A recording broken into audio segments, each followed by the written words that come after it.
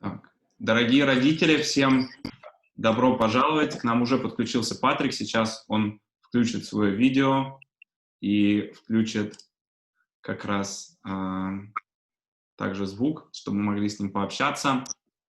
Сегодняшняя встреча у нас... Hi, Patrick. How are you doing today? Вот и он. Hi, Alex. Good evening. Yes. So, one sec. I'll just introduce you in Russian, and then I will be the translator. And I see we have some students gathering here, and parents as well, which is great. So I'm really excited about our meeting today, and so all the students and all the parents.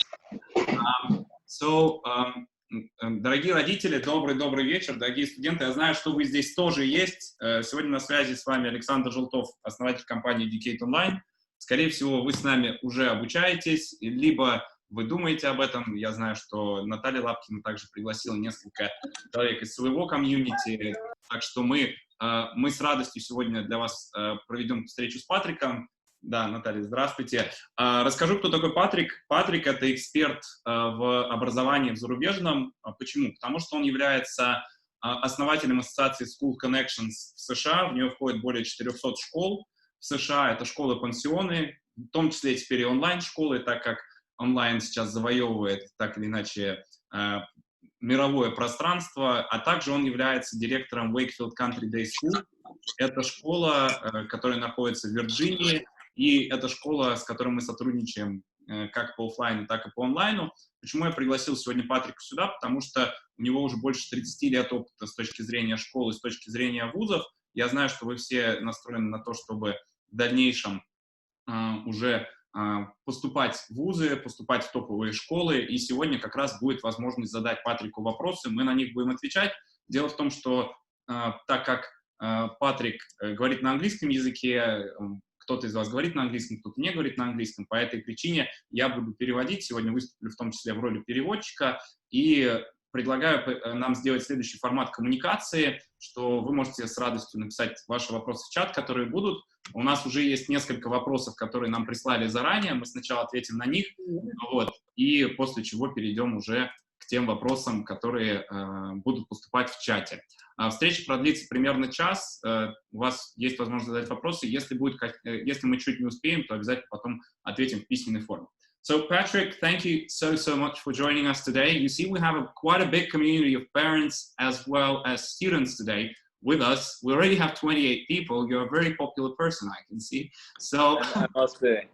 Yeah, and the way we pitched this to the parents, and we said that Patrick knows everything. I mean, not everything, but he's an expert in boarding school education as well as university education. And we have some questions which we've received prior to this meeting, as well as we have questions which will be coming into the chat. And maybe if the first question will be from me, because you're in the US and we're in Russia, what is the situation like there with COVID and schools, offline, online universities? How does it work? Because everybody wants to know about this. But one sec, I'll just explain what is the first question I'm asking you. And I'll take the privilege of asking the first question, and then I'll shut up in terms of my questions. So that's the way we'll do things. So, первый вопрос, который я задал Патрику, дело в том, что всем интересно в ситуации с ковидом, что происходит вообще со школами в США, с университетами в США, какая сейчас ситуация. Я попросил Патрика дать такое overview вообще, как дела в США. So, Patrick, can you please give us an update? Thank you. Sure. Most universities are making the decision right now to either open up online, live, or some hybrid mix of the two. Okay. I would say with the recent surge of cases we've had in the US, more universities are deciding to go online for the fall. Okay. Да, на данный момент, если говорить про университеты, Патрик говорит, что большинство университетов принимает решение о том, как им дальше работать с этого сентября, либо вживую, либо это будет микс какой-то, да, онлайна плюс офлайна. и плюс ко всему это может быть полностью офлайн работа, но учитывая то, что количество кейсов ковида в США сейчас увеличивается, скорее всего, это будет онлайн-история. Сейчас еще один задам дополнительный вопрос, после чего перейдем уже к вашим вопросам. Вопрос будет про то, что меняется ли как-то ситуация в связи с ковидом с точки зрения поступлений, потому что получается, что конкурс на поступление в лучшие школы и в лучшие вузы, по идее, должен снижаться. Сейчас мы узнаем. So, Patrick, just second question for me before we go to the parents' questions. Do you think the competition, what is your expert opinion in terms of the competition for the best schools and the best universities, colleges? Does it go down because of COVID? So is it easier to get into best colleges and universities right now? Or is it harder? What is the situation because of COVID? Because I would assume that the number of applications is going down. I do not have exact statistics on this, but I do know the best universities, the Harvard, Yale, they're never going to go down in applications regardless of any situation. So I think the very... Oh, one second, sorry, somebody. Yeah, please. That's okay. Дорогие друзья, вы когда подключаетесь, пожалуйста, поставьте на мьют микрофон, просто чтобы можно было общаться. Большое вам спасибо. Yeah, sorry. The very best universities will always be highly demanded by families. So I don't expect any minimal lowering of any kind of chances of getting in. So okay. I think they will still be difficult. Окей. В общем, по мнению Патрика, что понятное дело, что сейчас ковид, но при этом, если мы смотрим на Гарвард, на Стэнфорд, на такие университеты, то шансы на поступление у учеников никак не изменились. Большое количество учеников как подавали, так и подает вузы такого уровня. Поэтому с нашей стороны и с вашей стороны, дорогие ученики и родители, будем делать максимум, чтобы в эти университеты зачисляться. Вот. Давайте сейчас пройдем по тем вопросам, которые задавали нам изначально через Google форму. So, Patrick, we've received a couple of questions through the Google form, which we've submitted, and I'll ask you these questions first. Your answers can be quick, long, I mean, it all depends on you. Since you're translating, I'll try to keep them short. Thank you so much. And very precise as well, which is great. So, да, первый вопрос у нас был такой, что есть ребенок, 14 лет, очень интересуется computer science, то есть интересуется науками, связанными там, с программированием, с компьютером и так далее. Какие предметы ему стоит выбрать в школе в США, чтобы в дальнейшем поступить в университет в США и в Канаду, и также как можно получить различные стипендии, гранты в дальнейшем вузах. На самом деле здесь два вопроса. Сначала задам первый. So, Patrick, we have the first question, which says that a parent has a kid that is 14 years old, and that kid is interested in computer sciences. So, what are the subjects you would suggest the student should take in US high school, maybe online or offline, to enter a college in the United States or Canada as a next step in the computer science direction? Right. So the answer is fairly simple. No matter what you want to major in college, even the computer science colleges like MIT, places like that, they still want to see a diversity of courses and high grades and demanding classes. So most high-end colleges will tell you, take the hardest classes you have in your school and do well in them. It doesn't have to be computer science oriented to get into a great university, even though that might be your interest. Wow. Okay. Wow. That's a great response. Thank you. One second, I'll translate. Да, вопрос был, если вам интересно, еще раз повторю, что ты, например, как computer science, компьютерные технологии в университете, что нужно для этого изучать в школе. И, соответственно, ответ такой, что все университеты, включая, например, Патрик сказал MIT, MIT входит сейчас в топ-10 вузов мира, хотят видеть не только, что, например, ваши дети изучают чисто компьютер-сайенс, чисто программирование, они хотят видеть, что у учеников есть большое количество интересов, большое количество разных предметов, может быть, включая Computer Science, но Патрик говорит такой совет, что, дорогие ученики, дорогие родители, возьмите самые сложные предметы, которые есть в школе. Это может быть включать Computer Science, возможно, не включать Computer Science, и просто сделайте их. Тем самым вы сможете показать университету, на что вы способны.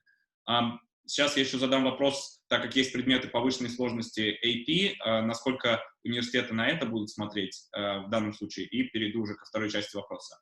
Patrick, just an additional question about this. Let's say the students have a choice to do regular subjects or AP subjects. Do you think that APs will help to get into the top universities because they're tough, they're kind of tougher in terms of the curriculum and everything? What's your opinion on that?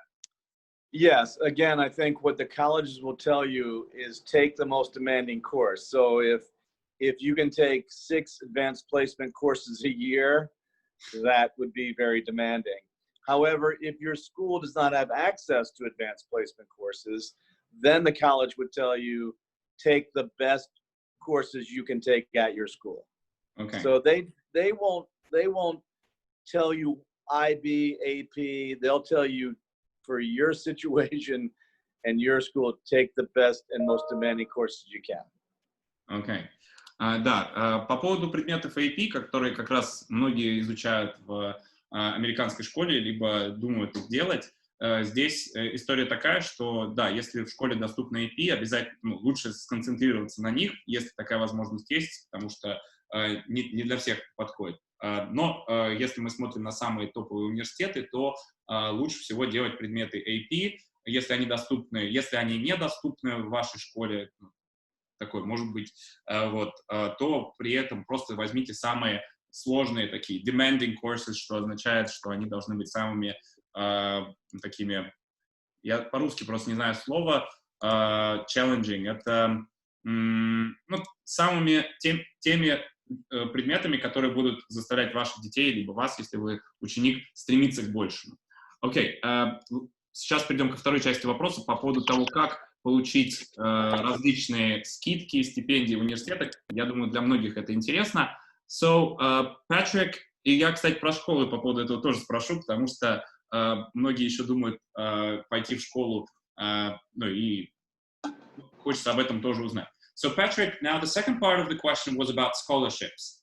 And that part of the question was about probably getting scholarships or some kind of discounts in US universities and colleges. The thing is that now in the current climate, I don't believe that the parents are ready to pay like 100K, 50K for a year of education. They're more inclined to kind of pay as little as possible. So how to get scholarships in schools and how to get scholarships in colleges. And if we can divide the answer by 2 parts, if we talk about schools first, so such as maybe Wakefield Country Day School, some other schools, and if we talk about colleges and universities as the next part of the question. Okay, so let's talk about boarding schools and other schools with boarding populations first. The big issue right now, while I think the climate is better for receiving scholarships from boarding schools, the actual ability to get into the U.S. to go to school this year has been compromised. Mm-hmm. Okay. You want to translate that? Yeah, of course. So while there are more scholarships, probably there's also less opportunity to use them.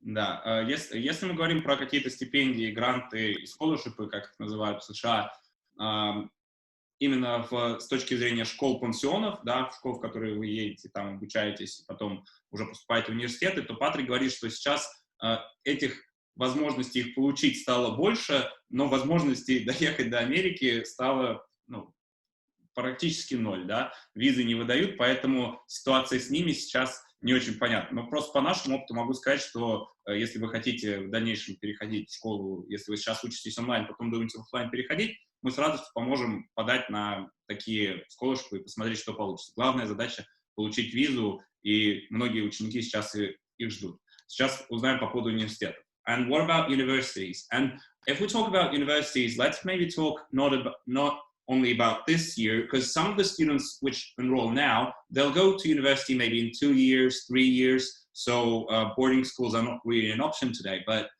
maybe if we look a bit further in terms of universities and colleges and scholarships there. Thank you.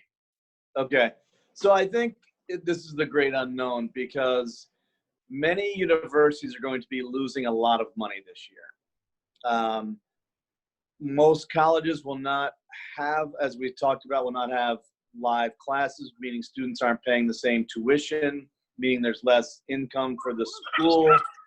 Also, extra income opportunities for NCAA schools, no college football, no revenue sports. So there's going to be a lot of belt tightening, as we call it in the US, for universities. So I think the big question, which is not, I don't have the answer for, is as colleges grapple with lower revenues this year, how will that impact their scholarships? And if it impacts their scholarships, it's probably going to impact international scholarships just as well. Okay. Да, по поводу, если говорить про текущую ситуацию, которая происходит в университетах США, она достаточно нестабильна с точки зрения того, что так как сейчас все меньше и меньше учеников пойдет в университеты, ну, например, если университет переходит в онлайн, то многие родители просто скажут, ну, зачем нам, вот у меня даже у брата такая ситуация, зачем нам платить 20 тысяч фунтов и обучаться онлайн, да, то есть, ну, это там 20 тысяч долларов, 50 тысяч долларов. Вот, поэтому у университетов будет меньше денег, и, возможно, это повлияет так, что университеты у них будет необходимость затянуть определенные свои бюджеты вот, на то, чтобы выдавать стипендии. До этого в США можно было получить там и 30, 50, и 70, 90% стипендию, даже и 100% гранты, если мы говорим, например, про что-то спортивное, да, там, и до такого доходило. Но Патрик говорит, например, сейчас спортивных мероприятий нет, то есть спортивные гранты никто не получит. С одной стороны, университеты, когда у них будет меньше денег, они могут, с одной стороны, сделать так, что дать, ну, как бы, перенести все сколоршипы и их не давать. С другой стороны, мы понимаем, что университетам нужны ученики, и, соответственно, так как денег у людей становится в том числе меньше из-за той ситуации, которая сейчас в экономике, здесь мы точно не знаем, как ситуация будет разворачиваться, но мы будем пристально за ней следить. Могу по поводу нашей компании сказать, что мы обязательно всегда, каждый год, когда идет подача документов в вузы, мы проверяем, какие сколоршипы доступны, и тем самым мы подаемся на все возможные, которые есть, да, то есть чтобы как можно меньше сделать вот эту саму оплату за университет. So I just said, Patrick, that no matter what the situation is, once we apply to universities and we do a lot of research and see what kind of scholarships are available. Because it's the same as with the economy. It doesn't go from 100% to 0%. It may decline maybe 10, 20, 30%, but it doesn't go straight to zero. Because a lot of the people, I think, especially in Russia, have this vision that if something's going down, it kind of crashed, it's dead or whatever, but it just went a bit lower than was before. Yeah. Not here. Yeah. Да, и на самом деле здесь у нас в России, ну, я могу, например, заметить по моим родителям, так, что когда что-то случается, они сразу говорят, все пропало. На самом деле, там, может быть, если до этого давали там на 90% scholarship, может, потом дадут на 80%, на 70%. Да? То же самое, так же, как и с экономикой. Она не схлопывается в один день. Так что мы здесь позитивные и с нашей стороны подберем все необходимые варианты. Сейчас перейдем ко второму вопросу. Что касается... Тут вопрос по поводу того, по поводу работы. Да? Какие сейчас тренды рекрутинга в США? На что смотрят больше работодатели? На, например, диплом, на то, где учился ученик, да, студент, или на просто данные, да, человеческие какие-то скиллы и все прочее. На самом деле интересный вопрос, потому что помимо того, что Патрик большой профессионал в том, что в сфере образования, у него также есть, я точно не помню, 2 или 3 дочери, которые как раз недавно начали свою карьеру, в том числе в Нью-Йорке, и мы с ними также общаемся. Очень классно у них все получается, так что сейчас спросим и узнаем, какова точная ситуация. So, Patrick, the next question is about recruitment in the United States. We are talking about already going to work after you graduate from college. So do employers pay more attention to a specific degree, to the status of the college or university, kind of how prestigious it is, or maybe to some general competencies of the employee, or maybe to some soft skills? What is the current situation? And the interesting thing is, because I've spoken probably to most of your family so far, and you have a daughter that's in New York and that's working in a medical company, probably, and she's quite young, so you probably know some real answers to this question, and you have some insights in terms of the education field as a whole, as well as some family history which you have. So it's a great question, I think.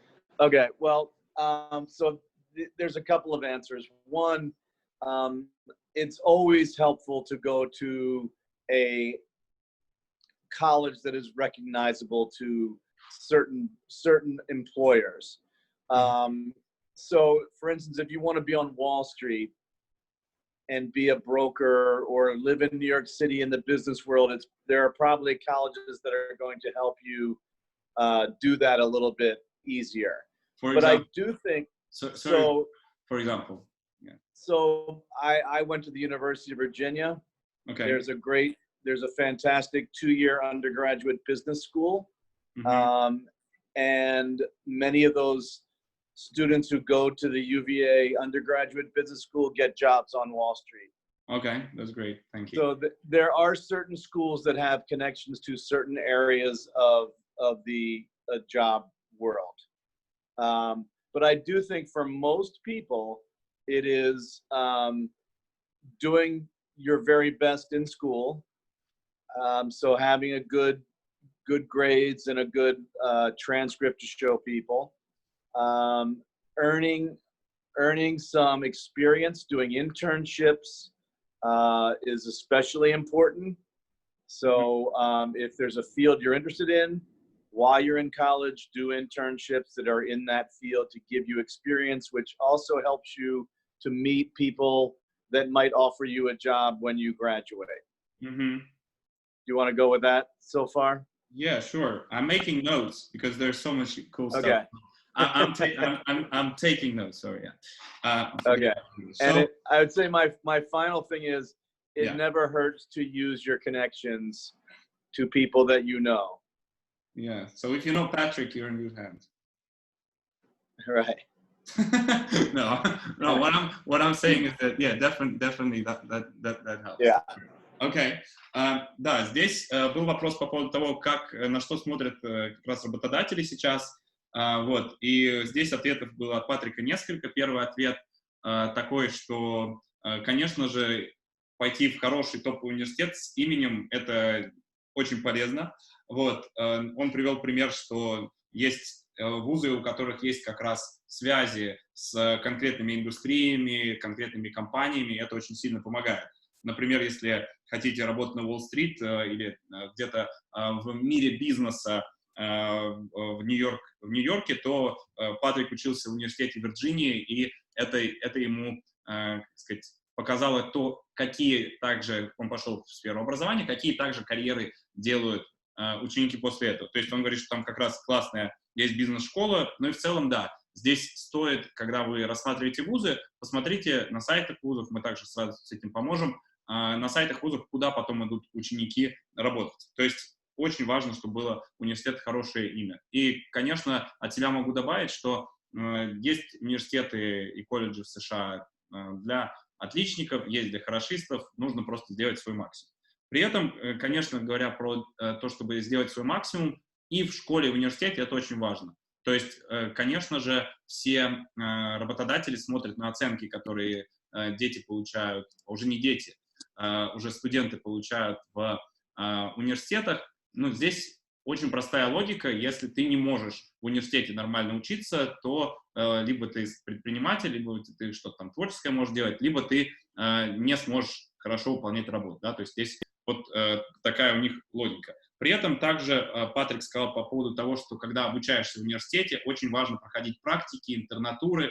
И от себя могу добавить, что я обучался в Великобритании, действительно было много возможностей, куда можно было пойти поработать на лето, и как раз там набраться опыта, а с другой стороны еще познакомиться с теми, кто в дальнейшем может предложить работу. Да, если хорошо себя зарекомендовал летом, и таким образом могут предложить работу. Важный момент, что если вы уже близко к университету, либо планируете там быть, рекомендую заранее искать все эти интернатуры, потому что если вы будете это делать в последний момент, то мест, скорее всего, не останется. Ну и, конечно, четвертый момент, то, что нужно создавать такую свою сеть социальных связей, свой нетворк, когда вы обучаетесь, потому что в университете, рядом с университетом, там, где вы проходите интернатуру, это очень сильно помогает. Вот. И я пошутил, что те, кто знает Патрика, у них уже все будет хорошо. На самом деле, здесь в университетах есть большое количество энтузиастов, разных предпринимателей, людей, которые построят прекрасную карьеру. Объединившись с ними, или как раз можно быть таким человеком, либо можно объединиться с ними и создавать что-то вместе, либо идти на работу. Вот. По опыту моего обучения могу сказать, что да, вокруг было очень много возможностей, и те, кто хотел получить работу, просто те, кто брались за эти возможности, они ее получали. Окей, сейчас перейдем к третьему. Can I give an example of that? Yeah, of course. Да, сейчас Патрик приведет пример. Да, please, thank you. So, for instance, if you are looking at boarding schools in the U.S. and you or myself read their application, I happen to know many admissions directors, as do you. It would certainly help the family to have someone who knows someone in that school to call and say, you know, we recommend this family to you. And I think this is a good point for you to make, you know, for various reasons, but you know what I mean? So, but it does help for somebody to vouch for you and say, this is a student you'll want to look at, or this is a person you'll want to employ. Sure. Да, Патрик здесь привел пример, что когда подаются документы в какую-то престижную частную школу, очень полезно, когда с одной стороны приходит там директору, с одной стороны application приходит, с другой стороны приходит какая-то рекомендация, может быть звонок, либо письмо от того, кто знает этого ученика, либо семью, и говорит, что я могу за них как бы поручиться, это действительно классный ребенок, классная семья. Такая же история может быть с университетами, такая же история может быть с работой. От себя могу сказать так, что, вы знаете, если мы думаем, что у нас в России вот только так можно, ну, из серии как-то по связям что-то сделать, то на самом деле система работает в США, и система работает такая в Великобритании, в Канаде. Конечно же, если у нас таких возможностей, допустим, нет, то просто наша задача сделать максимум, и учитывая того, что, например, там, рынок труда, количество университетов, их качество, и те заслуги, которые у нас есть, они гораздо могут быть большими, чем у других учеников, тем самым мы повышаем свои шансы на поступление. Но такие рекомендации очень сильно полезны, так что это я для вас говорю, дорогие родители, то, что мы здесь сегодня собрались в таком узком кругу, это тоже помогает, потому что мы с Патриком как раз можем постараться с этим помочь. I just said, Patrick, that a lot of people say that in Russia you have an opportunity to get to places once you have connections, and I said it's not only in Russia, that's how the world works, but this does not undermine the fact that we need to study hard, we need to do our best, and only in that case this will help, rather than if we're kind of at level 0, nobody can help. Yeah, absolutely, because I'm only going to recommend a very qualified student to a school that I know. So I'm not going to just recommend somebody because you happen to know the family. I'm going to recommend someone of, and this can't be ignored, someone of good character with lots of interest and strong academics. That's who I will recommend. Awesome. Да, Патрик также сказал, что, конечно, чтобы получить рекомендацию там, от него, либо от кого-то в индустрии, и если мы говорим в целом про школы, про университеты и, конечно же, про работу дальше, то нужно показать свой максимум, то есть одних связей здесь не хватит, но это является такой хорошей вишенкой на торте. Patrick, we'll go to the next question, and this question will be, I'll say this question in Russian first, and then I'll ask this question in English. first of all, actually, I want to thank you so much for your responses, because I think for a lot of this, imagine for a lot of the students and the families who are not in the US, there's so many questions. How do we get there? I mean, there's so much things that they want, so many things they want to know. And so these questions might sound simple to you, but they, how to say, we want to deliver the best information from first-hand resources. So, do you have the expression "there's no such thing as a dumb question or a bad question"? No, we do. Yeah. Okay. One second. I'll say the next question in Russian. Да. Следующий вопрос у нас был по поводу того, какие предметы будут в хорошем таком спросе с точки зрения карьеры в будущем, и какие страны и системы образования сейчас предлагают лучшие программы и курсы. На самом деле вопрос такой общий, но будет интересно услышать от Патрика не только про США и про другие страны. So Patrick, so one of the questions that we have from students, it consists of two parts. So the first part of that question is which subjects are going to be in high demand in the future? So what is your view on that? And the second part of the question, which countries and educational systems can offer the best programs and courses kind of at this stage? And I know you are in the United States, but maybe you can discuss first the questions that you think will be, the subject, that you think will be in high demand, and then we'll discuss the countries, programs, courses, and all that sort of stuff. Thank you.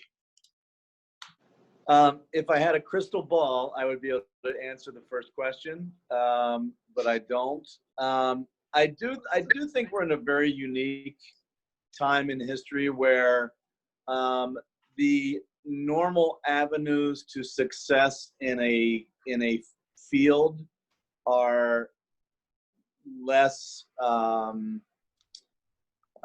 structured than before. I mean, there are so many ways for entrepreneurs and students who are creative to make their own way with or without, traditional educational models. So I think it's a really exciting time for people who have lots of creativity and good ideas and drive to make their way in a non-traditional sense. Use college, university, high schools, go to them to help you figure out where you want to go and to give you the skills to get there. I do believe it's always important to be able to communicate, to be able to create, to be able to write and read, no matter what field we're in. Those still seem to be very, very vital to success. So that I don't know what courses actually will be most important in the coming years, but I do know that the basics always are important. Wow, thank you so much for that answer. I took a lot of notes, so now I'll try to good luck. I'll try to translate. Thank you so much. Да, у нас был вопрос изначально по поводу того, какие предметы будут актуальны в будущем, на что Патрик сказал, что если бы у него был такой кристальный магический шар, то было бы очень хорошо, да, но он, к счастью или к сожалению, точно не знает ответ на этот вопрос, но может сказать так, что те традиционные методы обучения и прохождения как раз школы, университета и серии, мы там взяли в школе, допустим, бухгалтерский учет, потом пошли в университет на бухгалтерский учет, потом стали бухгалтером, такое уже может не работать. То есть сейчас мы находимся в той стадии развития человечества и системы образования, когда все очень сильно меняется. При этом Патрик говорит, что идти в топовые школы, университеты это хорошо, потому что там можно выработать навыки, да, то есть это очень полезно. Главное, чтобы у учеников были навыки. Какие это навыки? Навык коммуницировать, то есть общаться с другими людьми, предлагать какие-то свои идеи. И тут от себя могу заметить, что когда приехал есть такая школа ТАСИС в Великобритании, приехал туда просто посмотреть, ТАСС есть школа американская, и I'm adding some stuff, because from my experience, sorry. Да. ТАСС есть школа американская, я прихожу туда, и там все просто, когда друг с другом коммуницируют, они что-то жестикулируют, показывают, то есть видно, что они очень классно коммуницируют. То есть коммуникация — это то. Также нужно уметь красиво писать, это касается эссе, касается разных блогов, уметь читать и находить необходимую информацию. Вот тогда можно самим даже, можно сказать, не посещая университет, находить всю необходимую информацию, а также умение создавать. Вот как раз creativity, то бишь креативность, умение создавать, мотивация, что-то делать, это сейчас и вот с навыками коммуникации, с навыками письма, с навыками чтения, по мнению Патрика, это как раз может привести всех учеников к успеху. Вот. По поводу того, как создавать, я думаю, что это главный такой вопрос, потому что это то, чему стоит действительно учиться, и если раньше можно было изучить что-то, вот мы что-то изучили, и все, мы это можем использовать, то сейчас нам нужно собирать информацию воедино, появляются новые работы, появляются новые индустрии, соответственно, умение что-то создавать в этом таком изменяющемся мире, это действительно очень полезно. Вот. Спасибо большое Патрику за ответ на этот вопрос. Сейчас зададим вторую часть по поводу того, какие системы образования, какие страны сейчас предлагают лучшие программы. So, Patrick, thank you so much for your response to that question. I added the part that when I went into TASS's American school in the UK, it's close to London, and I just visited them, and I saw that a lot of if we talk about students and communication, they always communicate, they always pitch something to each other, and that's a great skill for sure. So what about the countries? So I know you're exposed to the United States, Canada, maybe to Europe a bit less, but what are the best programs, the best schools, and the best countries which the students can consider at this moment? What do you think? I don't really know what you're going to respond to that question, because we've been also always discussing United States with you, so this is something new to me as well. Right. Okay, I'm going to answer that question very simply. There is no best school or worst school. There is the right school for you. And you can read about the top 100 schools in the world, but so what? You as a family, as a student, want to find the school that will meet all of your needs, motivate you to succeed, to enjoy the school, and it doesn't have to be the top 10 schools in the world. I know for a fact that you can go to a school in the United States or Canada or Europe that you've never heard of before and do very well and find a great career. So sometimes it's best to go off the beaten path, but I think we in the US, our focus is always on finding students. If I'm helping a student find a university or a boarding school, is finding the right fit for that person based on their personality, based on their interest, and that will lead to the most success in that school and for that person if we do that well. Awesome. Thank you so much. I'll translate this and then I'll ask a simple additional question. Thank you so much. Да, если говорить про какую-то лучшую страну или лучшую школу, программу, то здесь Патрик говорит, что можно долго просматривать рейтинги там топ-10 лучших школ США или мира, или топ-100 или еще что-то, но главная задача — это найти ту школу, которая будет соответствовать вашим ожиданиям, потребностям вас или вашего ребенка, и будет, главное, мотивировать ребенка. Вот. Здесь очень важно смотреть на то, чтобы школа подходила под, и сама программа обучения подходила под тот характер, который есть у ребенка, интересы, и таким образом, главное, не обязательно искать по самым топовым рейтингам, можно искать в том числе по этим критериям. И таким образом можно находить школы и в Канаде, и в Европе, и в США. Соответственно, когда Патрик подбирает школу или университет, или рекомендует, то он так и делает. Вопрос Потом сейчас зададим самый интересный, наверное, вопрос, а как это делает? То есть каков его алгоритм подбора школы и университетов? So, Patrick, the interesting thing you told us is that we need to find the right fit. And how do you find the right fit? Do you just rely on your experience, which you've seen different students succeed and fail through all these years? Do you rely on your experience, or do you maybe consult some websites? And I don't know, how do you find the best fit off the beaten path, so to say? Right. So if I was helping a family, I would first need to get to know the student to some extent, so that I was able to understand what they were looking for, what the family was looking for, and knowing a little bit about their interests and ideas. And then I would offer a list of schools that fit those criteria. And then most importantly, and this is hard in this day and age, impossible, I would say, I want those families to visit those schools and see the campuses for themselves. Mm-hmm. We have a great tendency to think that everything online is real and that people are, what they are online. I think the best way to experience anything is to actually visit. Now, of course, we can't do that right now, but when this virus is over,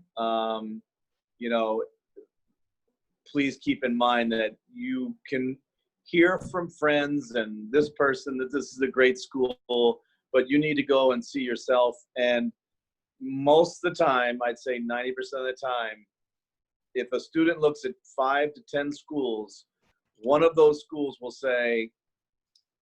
tell them just emotionally, this is the school for you.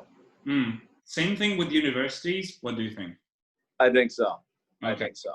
Да, и по поводу того, как подобрать школу за рубежом, либо университет за рубежом, для вашего ребенка простая такая вводная часть от Патрика. Во-первых, можно обратиться к нам, можно обратиться к нему. Дело в том, что с ним сотрудничаем уже более 1,5 лет, и делаем это очень успешно. Мы очень рады, потому что мы молодая компания, у Патрика гораздо больше в этом всем деле опыта. Нужно обязательно познакомиться, да, то есть для Патрика это очень важно, познакомиться, узнать, какие цели есть у семьи, узнать, какие есть идеи, чего хотелось бы достичь, и в итоге формируется лист школы или университетов, да, куда мы поступаем. Важный момент, что Патрик рекомендует делать, к чему я тоже присоединяюсь, когда мы сформировали лист университетов или школ, их может быть 5-10, и когда уже границы откроются, просто съездить их посмотреть. Потому что в какой-то момент возникнет вот этот клик, и мы скажем, вот это моя школа, вот это мой университет. Могу от себя сказать, что я, когда выбирал университеты, так и сделал. Посмотрев несколько университетов, сказал, там Cass Business School в Лондоне, моя история. Так что очень рекомендует Патрик посещать учебные заведения, и если нужно будет, мы с радостью с этим поможем, когда границы откроются. Yeah, Patrick, I think I had the similar case. I went and saw a couple of universities in the United Kingdom, and I saw Cass Business School, and somehow it clicked. Maybe it was just right in the middle of London, and that's how I portrayed my studies, but that's how I made the decision. Well, the corollary to that is that if you let a student choose their school, so you give them options that are good options, and then if you let them choose the school, they're much more committed to that school. If you say you're going to that school because you need to go to that school, if something goes wrong, they're not committed to it. But if they actually choose the school themselves, saying, this is the school I want to go to, it's in the center of London, I love it, they're going to give it a much better chance to succeed. Yeah, I think it all depends on the kid's motivation, right? Right. Yeah. Да, важный момент, то, что когда вы, допустим, едете с родителями, или вы сам родители едете с детьми смотреть школы и университеты, дайте вашим детям выбрать школу и университет, потому что это придаст им еще больше мотивации, и они будут хотеть еще большего успеха как раз достичь большего успеха в этом учебном заведении. Дорогие родители, дорогие студенты, сейчас, пожалуйста, задавайте ваши вопросы в чате. У Патрика, я думаю, есть еще где-то 10-15 минут на то, чтобы на них ответить. Если будут какие-то вопросы, которые останутся неотвеченными, мы обязательно на них ответим, после чего в формате письменном. Можете задавать вопросы на русском или на английском языке здесь в чате. У вас чат доступен в Zoom. Так что если есть какие-то вопросы относительно школ, университетов за рубежом, пожалуйста, мы с радостью на них ответим. So, Patrick, I've asked everybody to, if they have more questions about universities, schools, etc., to write them in the chat. I see Gleb said, hello, Patrick. Hi, Gleb. Sorry. Patrick should say hi, Gleb. Why I'm not Patrick. Hi, Gleb.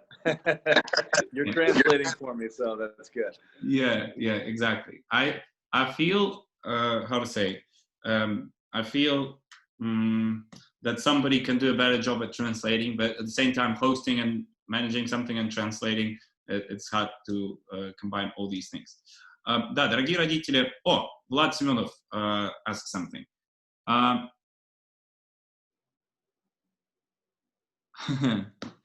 Okay.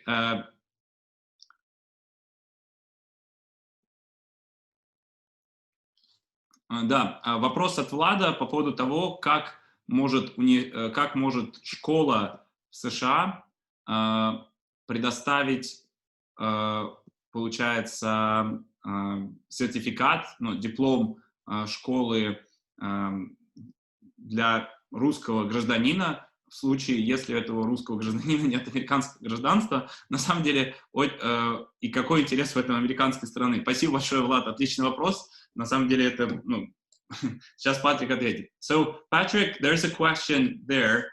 I can feel what this question is about. So, he asks to highlight the legal part. How can American state or American schools provide a document for Russian citizens, so school certificate without American citizenship? I think this question might arise from the fact that a lot of the students now study in virtual schools of excellence or in Wakefield Country Day School, and they will study online. They will not study offline. And so how does this work? And I know this works, but maybe you can give a better insight into how the schools make it happen, and so how the boarding schools make it happen. But I think this, at the same time, the citizenship part and the education part, they are kind of separate issues, right? Yeah, well, basically for any international student to study in the United States, you, once you're accepted, the State Department issues basically a visa for you to study in the United States for a certain number of years until you graduate. So that's the legal side of it. So for the online side, students still have to be accepted by a university, but of course, if the university is online this year, they're just taking classes from another country like Russia, and then don't need the visa itself. Okay. But I think is what you're asking. No, the question is, let's say the students study at VSOE, for example, and they have the dual diploma program. So the Russian grades are recorded in there, and then they have the American diploma and Russian diploma together, and that's the main bit. But this doesn't require any visas or anything, so I don't see an issue there. No. It's really all done virtually. So yeah. Okay. Да, вопрос такой, что как может получать ученик американский диплом школьный, если у него нет американского гражданства. На самом деле, если говорить про школу-пансионы, то здесь все логично. Вы получаете визу и едете в школу-пансион, то есть вы находитесь легально на территории Соединенных Штатов и, соответственно, можете получить все необходимые документы. Если говорить про виртуальную, то здесь никаких тоже вопросов нет, потому что образовательная часть и часть с гражданством, они никак не идут вместе. Но, конечно, когда мы дальше пойдем в университет, нужно будет сделать визу, и мы с этим поможем. С точки зрения американских школ, также их интерес в том, чтобы были студенты и чтобы они учились как можно больше, получали баллов и так далее. То есть у них интерес, с одной стороны, это дать образование, с другой стороны, интерес в том числе, потому что частные школы, это бизнес так или иначе для них. Вот. И если смотреть на США, на Великобританию, то для них достаточно большая часть. Oh, whoa, we have so many questions, Patrick. Okay. So do we have like 10 minutes? Can we? Yep. Okay, awesome. I have one question which was sent to me privately, and I will go through these questions in terms of their order. So the question is in Russian. Olga Nikonenko asks if they choose finance and credit, banking, which subjects shall Misha, who's the kid, do at the age of 15? Which subjects should he take in school? So besides challenging subjects, what would you advise? Maybe doing something with finance, business related, or? I would definitely say taking any finance, business related classes that you can, whether they're offered at your school or online, to make sure that that is something that you really do like. And if it is something that interests you, you can advance that level. So yes, as many as you can. Окей. Да, был вопрос по поводу того, что если поступать на финансы, кредит, банковское дело, какие предметы брать. Мальчику 15 лет, Мише, и вопрос был отправлен ко мне в личку, но мы идем так скажем, по порядку, поэтому мы его задали. Вот. Патрик посоветовал сказал, что возьмите бизнес, что-то связанное с финансами уже в школе, и посмотрите, насколько вам это вообще нравится. Если вам это нравится, то продолжайте с точки зрения этих предметов, а тут уже могу дальше потом лично проконсультировать, составить учебный план, помогу. Вот. По поводу порекомендовать университеты, давайте тоже спросим. So, Patrick, in terms of business, banking, finance, which universities are good? Or the better question is how to find a good university. What kind of websites can we go to if we want to find a good university for this direction or for any other direction, to make this question more appealing to the whole audience rather than just to one person? Thank you. Yeah, I mean, I think without me naming a university, like the University of Pennsylvania, Wharton Graduate School, which is amazing. The University of Virginia's Darden School, which is amazing. Graduate schools. I would say mostly in the undergraduate area, you're just trying to go to a good quality school and take the best classes you can, and then get into the best graduate program you can. Okay. So the undergraduate really is leading you to this premier graduate programs, like the Wharton School at UPenn, like the University of Virginia Darden School, and many others like it. Okay. But, how do you find information? Google. Thank you. Yeah, I sometimes call us professional Googlers, All right. We Google very well. Okay. Absolutely. I'll translate this response. Да, был вопрос про то, как находить университеты. На самом деле, да, можно обратиться к нам, можно обратиться к Патрику, можно погуглить. Вот. Здесь, по сути, сейчас все данные доступны, но мы с радостью подскажем. Если говорить про бизнес, то рекомендуется пойти на магистратуру.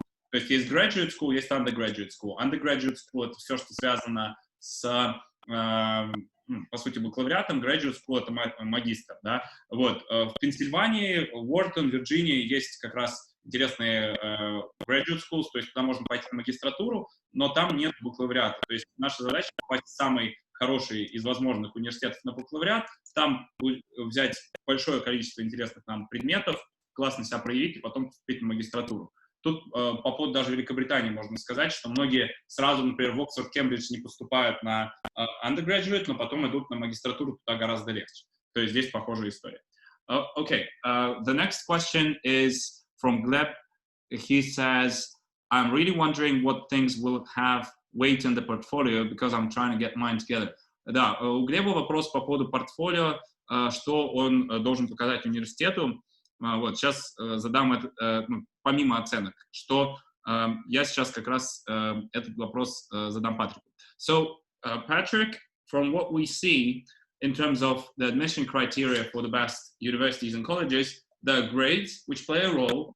There's the essay, there's the interview, or that kind of stuff, application, but there's also some sort of portfolio, extracurricular stuff that matters. So what kind of things will matter in terms of extracurricular for the students? What do you think?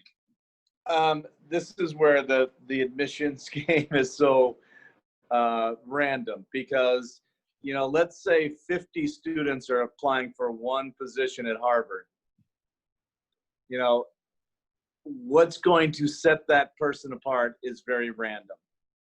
There are many students who apply to the top schools who have perfect test scores, perfect, 100, best you can get, and they do not get in because you can only take so many people. If you look at a university as a community, most universities are trying to fill the community with different types of people with different talents. So if I'm a great trombone player and I can play in the band at Harvard, there's only a few of me, and we do need bands at Harvard, it doesn't matter that my rival applicant is the most brilliant person in the world.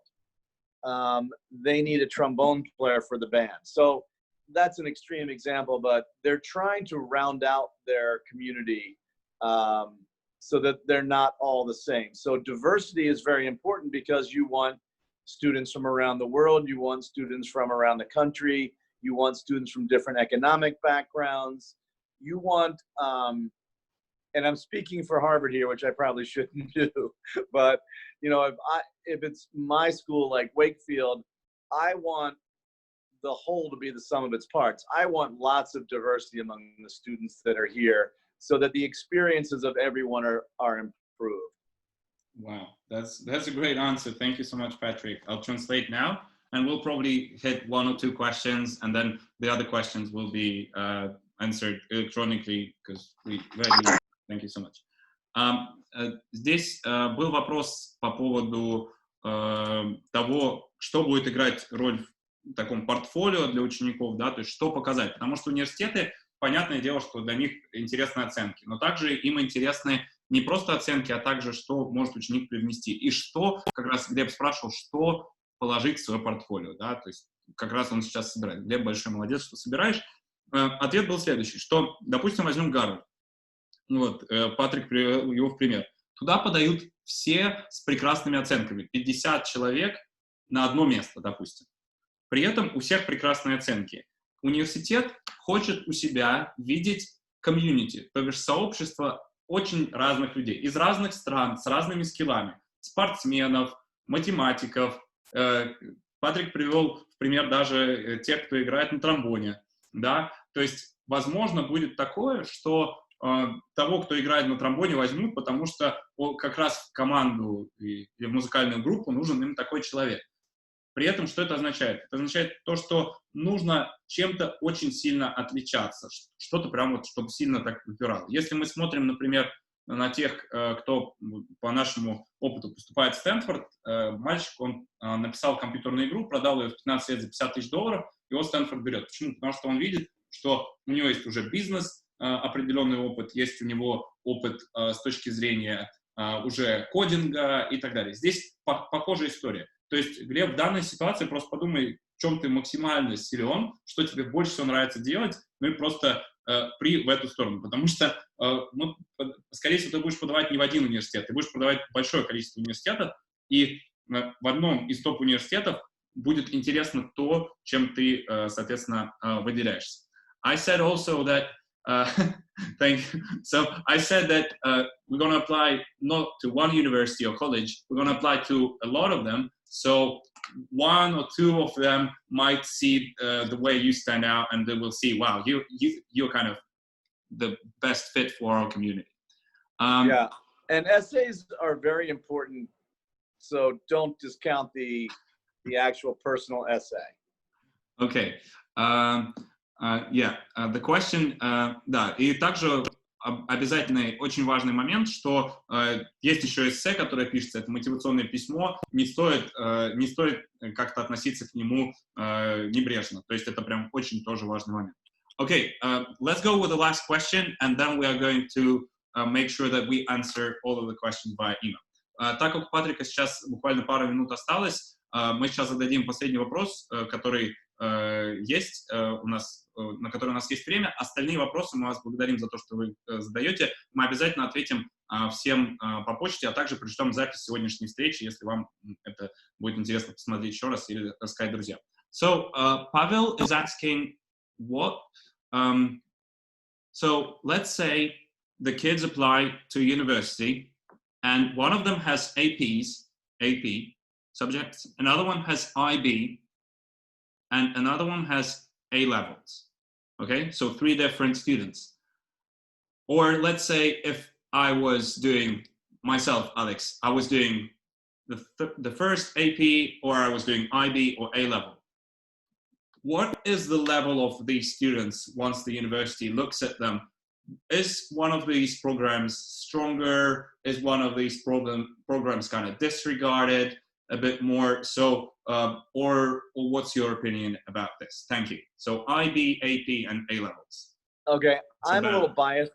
I'm a little biased because I did work at a school in Maryland, girls' boarding school that had the IB, and both my daughters had upper-level IB diplomas, and they both went to the University of Virginia.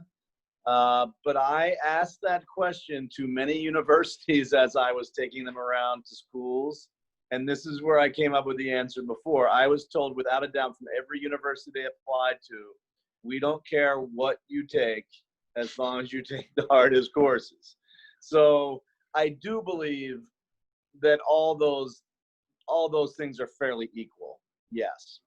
Okay. So if you take A levels, if you take IB, if you take AP, you're working at a very high level if you do well.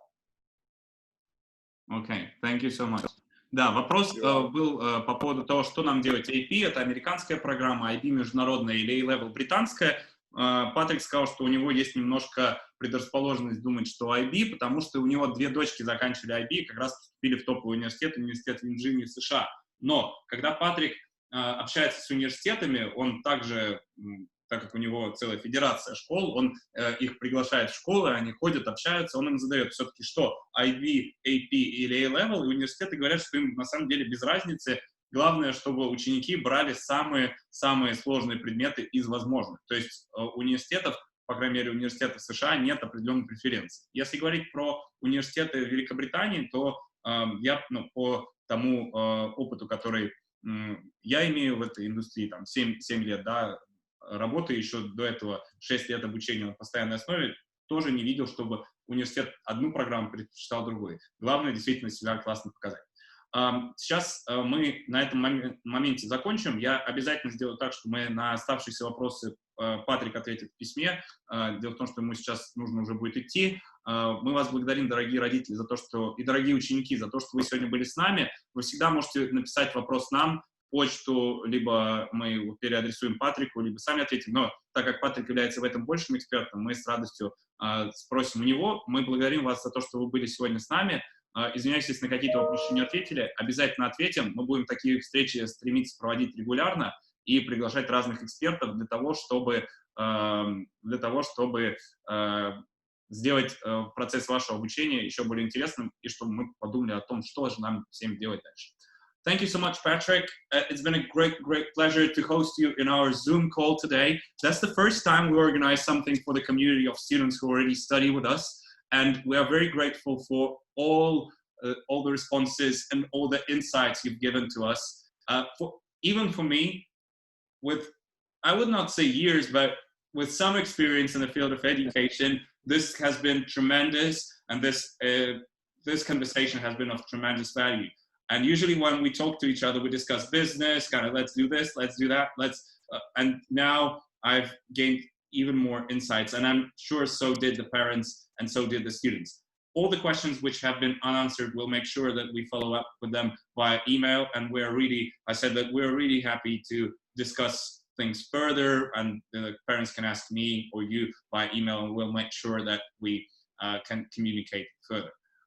So thank you so much. I actually received a feedback from one of the parents, said, thank you so much. It's been a great meeting, and please do these things more regularly, and we will. Ну что ж, дорогие родители, спасибо вам большое, спасибо Патрику, всем хорошего вечера, and Patrick, have a brilliant day. I want to see you soon. I mean, not via Zoom, but like see you in a good way. I was going to say, this was great. I'm happy to do more of these, but I hope sometime soon we can do these live. For sure, that'd be great. Да, мы думали о том, чтобы привести Патрика как раз в Москву, сделать здесь семинар, вот, но пока что ситуация не позволяет. Надеюсь, скоро ковид отступит, и мы уже сможем это делать. All right, hopefully see you in Moscow, see you in Zoom. Have a great day, and thank you, everybody. Thank you so much for joining us on this call today. Thank you. All right. Cheers. Bye-bye. Дорогие родители, всем большое спасибо. На оставшиеся вопросы обязательно ответим. Надеюсь, что вам было полезно и вам было интересно. Хорошего всем вечера. Благодарю вас за то, что вы с нами. И будем на связи. Успехов вам, вашим детям. Будем достигать вместе. Благодарю вас.